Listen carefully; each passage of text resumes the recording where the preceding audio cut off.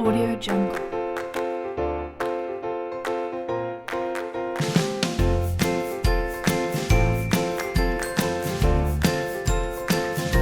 Audio Jungle.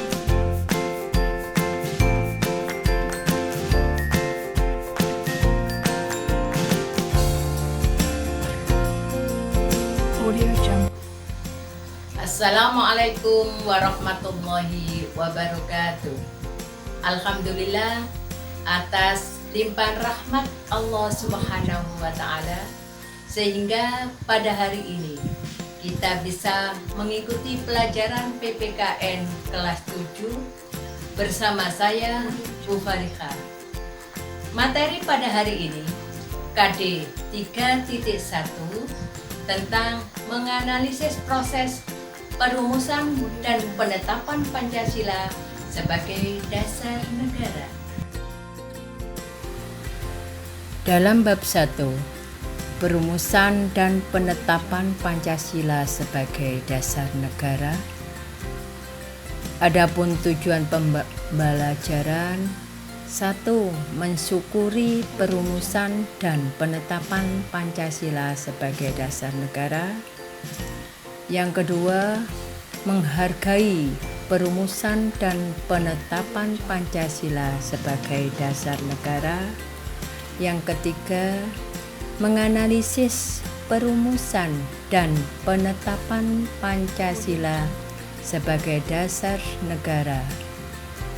Yang keempat, melihat komitmen kebangsaan para pendiri negara dalam perumusan dan penetapan Pancasila. Yang kelima, melaksanakan tanggung jawab atas keputusan bersama dengan semangat konsensus tokoh nasional dalam perumusan Pancasila. Sejarah perumusan Pancasila sebagai dasar negara, yang mana pada tanggal 8 Maret 1942 Indonesia menjadi wilayah pendudukan Jepang. Kedatangan Jepang semula di Indonesia disangka baik untuk menarik simpati bangsa Indonesia. Kenyataan sejarah menunjukkan bahwa Jepang tidak berbeda dengan bangsa Belanda, yaitu meneruskan penjajahan atas bangsa Indonesia. Semboyan yang dikumandangkan oleh Jepang dengan 3A: 1. Jepang pelindung Asia, 2. Jepang pemimpin Asia, 3. Jepang cahaya Asia. Penderitaan akibat pelaksanaan kebijakan tentara Jepang terhadap bangsa Indonesia: 1. Pelaksanaan kerja paksa, 2. Pengambilan paksa, 3. Perbudakan paksa. Dalam pelaksanaan kerja paksa, bangsa Indonesia dikerjakan tidak dikasih upah, dan ribuan orang laki-laki, banyak yang meninggal dan banyak yang hilang pada saat itu. Dalam pengambilan paksa, semua harta bangsa Indonesia, baik mengambil makanan, pakaian, dan berbagai keperluan secara paksa. Perbudakan paksa, seperti para perempuan banyak dikerjakan secara paksa oleh tentara Jepang. Dalam sejarah perumusan Pancasila sebagai dasar negara, pada tanggal 1 Maret 1945 diumumkan pembentukan BPUPKI atau Badan Penyelidik usaha-usaha persiapan kemerdekaan Indonesia sebagai janji kemerdekaan Jepang.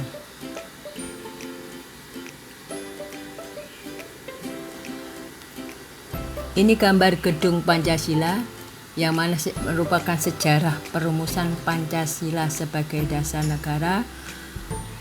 Di dalam gedung Pancasila itu terdapat sidang BPUPKI, 2 kali mengadakan sidang BPUPKI.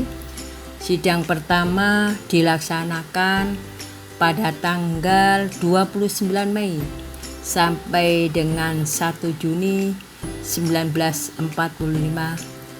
Sidang ini membahas tentang dasar negara.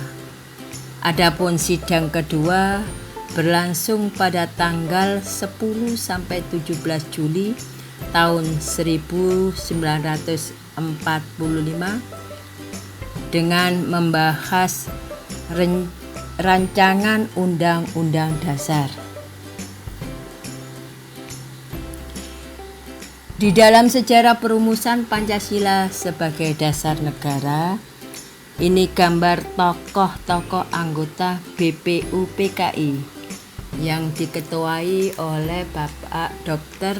Rajiman Widyo Diningrat selaku ketua sidang menyatakan perlunya suatu dasar negara. Yang selanjutnya ada beberapa anggota sidang menyampaikan pendapatnya tentang rumusan dasar negara. Menurut Muhammad Yamin, terdiri dari 5 unsur dasar yang akan merdeka, yaitu sebagai berikut. 1. Pri kebangsaan. 2. Pri kemanusiaan. 3. Pri ketuhanan. 4. Pri kerakyatan. 5. Kesejahteraan. Ini menurut pendapat Muhammad Yamin.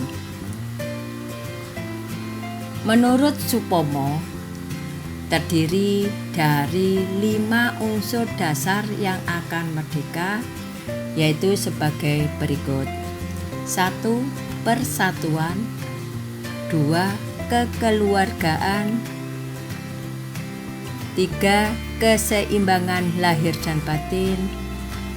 4. Keadilan rakyat. 5. Musyawarah. Dalam sejarah perumusan Pancasila sebagai dasar negara, menurut Soekarno,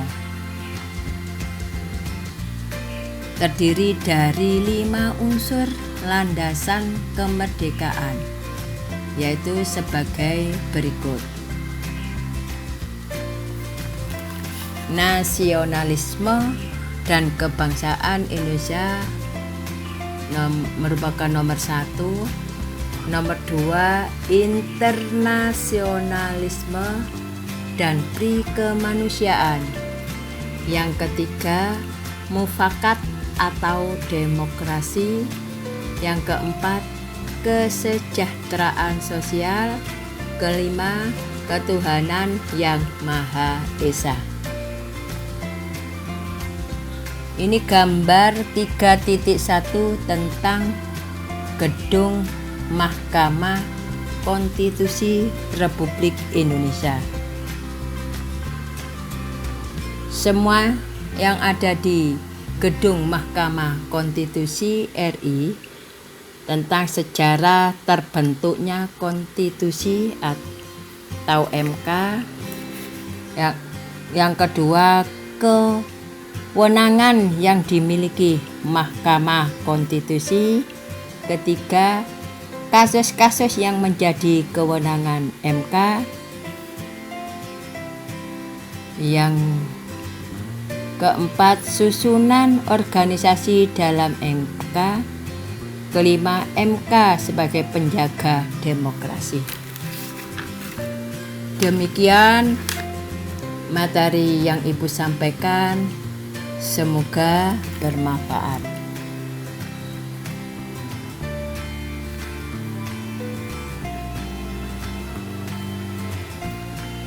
Setelah kalian mendengarkan materi yang Ibu sampaikan, jawablah pertanyaan di bawah ini. 1. Mengapa Jepang membentuk BPUPKI? Yang kedua, apa tujuan pembentukan BPUPKI? Yang ketiga, kapan BPUPKI dibentuk dan siapa saja anggota BPUPKI? Keempat, kapan sidang BPUPKI? Alhamdulillah, kita dapat melaksanakan dan mengikuti pelajaran hari ini dengan sehat dan lancar. Dari saya akhiri.